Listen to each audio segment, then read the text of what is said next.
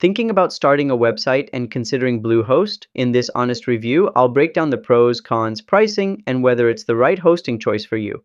Stick around to get the real picture before you commit. Let's get started.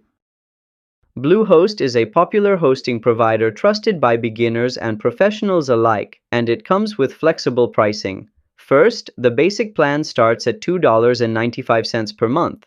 Choice Plus is $3.95 per month, and E-commerce Essentials comes in at $6.95 per month, making it affordable for most website needs. Now let's go over the pros. You get a free domain for the first year, which is great for new website owners. Includes AI site creation tools, which can help build your site faster, even with zero experience. Comes with one-click WordPress install, so you can launch your blog or store with minimal effort. Offers 24/7 expert support, so you're never stuck if something goes wrong. And on Trustpilot, Bluehost holds a strong 4.3-star rating, proving it's reliable for a lot of users.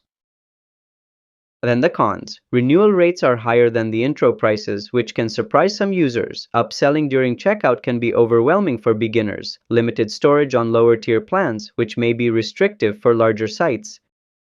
Bonus tip.